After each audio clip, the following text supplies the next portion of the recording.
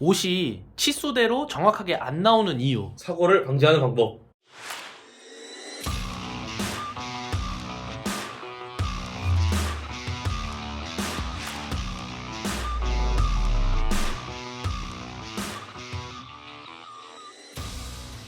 보통 왜 그런 현상이 일어날까요? 총장이 70 하고 싶은데 뭐 72, 어떤 제품은 69, 어떤 제품은 71 막 이렇게 다양하게 나오잖아요. 뭐 그렇죠. 100개 제작한다고 하면요. 네.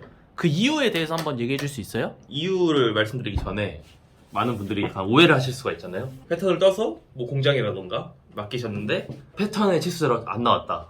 뭐 총장이 72로 패턴을 제작했는데 제작한 제품 71로 나왔다. 이거 뭐 잘못 제작된 거 아닌가? 이런 오해를 가지실 수 있게 이런 질문을 주시는 거잖아요. 맞나요? 맞죠. 네. 이유가 너무 많아요. 뭐 생각나는 대로 말씀드리면은 일단 첫 번째 봉제예요. 일단 아직까지 의류 제조업 쪽은 거의 95% 이상 인력이 붙는 부분이잖아요.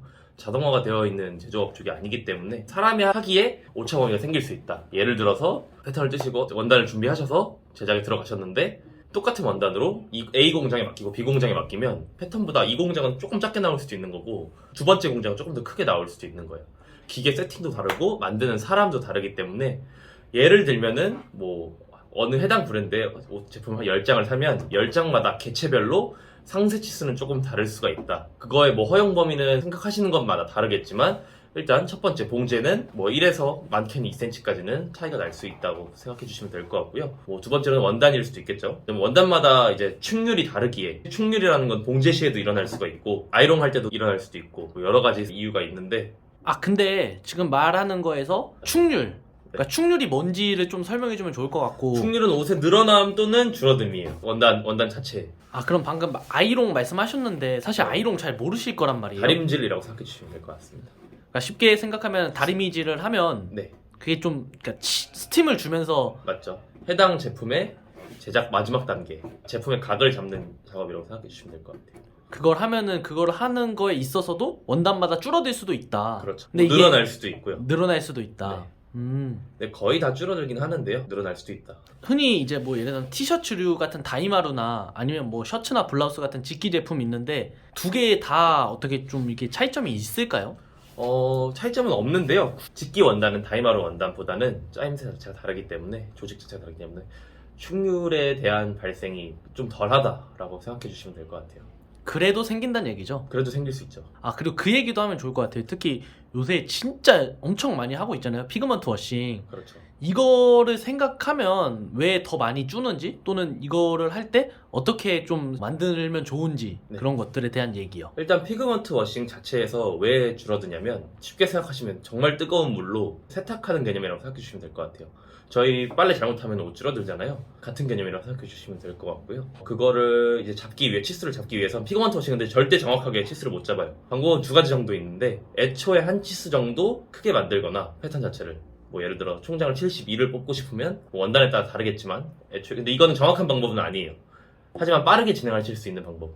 총장 자체를 뭐 한 치수를 더 늘려서 74cm나 75cm로 만들어서 워싱을 돌렸을 때 뭐 72cm 정도 나오게끔 세팅을 하신다던가 아니면 그냥 그런 거 신경 쓰지 마시고 만들고 싶은 치수대로 피그먼트 워싱 샘플을 진행하신 다음에 얼만큼 줄는지를 확인할 수가 있잖아요. 네네. 뭐 총장이 패턴보다 이만큼 줄었다.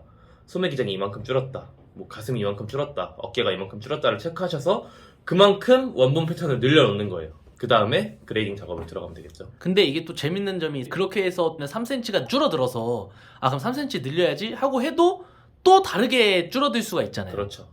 그러니까 이게 약간 좀 옷이라는 게 그때 상황 뭐 하다못해 진짜 날씨 온도에 따라서도 조금씩 다 차이가 생기니까 그런 부분들에 대해서 이제 저희 구독자님들이 좀 아시는 게 좀 좋지 않을까. 그렇죠. 아, 그러면 실제로 아까 말씀하신 대로 어떤 브랜드 제품을 10개를 똑같은 사이즈로 구매를 하더라도 네, 다 다르다고 했는데 네, 다 다르죠. 플러스 마이너스 뭐 1, 2cm라고 하면은 실제로는 전체 격차로 보면은 막 2cm, 3cm가 날 수도 있겠네요. 작은 거랑 원단에 큰 따라 거랑. 날 수도 있겠죠.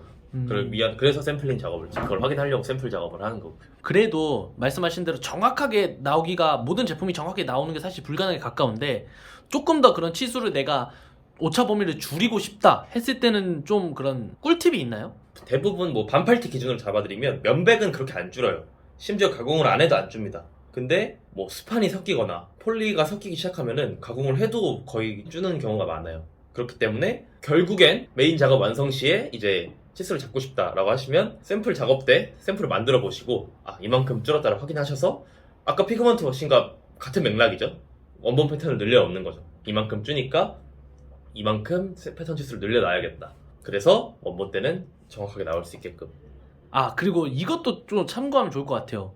실제로 원단이 같은 원단이더라도 롯드마다도 또 사실 조금씩 다르잖아요. 그렇죠. 그것도 한 번만 설명 가능할까요? 롯드라는 건 정확하게 말씀드리면은 그냥 한 파스예요. 생산 파스. 예를 들면은 저희가 뭐 편의점에서 샐러드나 뭐 좀 우유 뭐 이런 거 있잖아요. 보면은 뭐 제조 1 그리고 제조자 이런 거 다 적혀 있잖아요.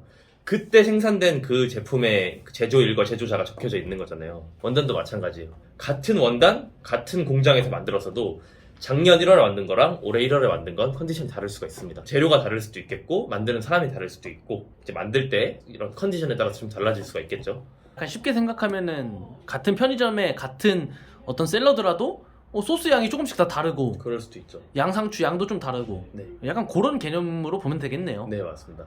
그래서 옷을 만들게 되면은 조금의 차이가 날 수가 있다.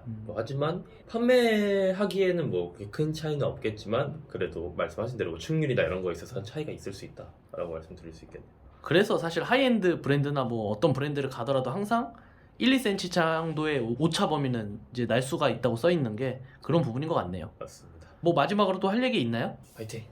그거 인트로 한 번만 따줘요. 인트로요? 오늘 무슨 얘기 할 거다. 사고를 방지하는 방법.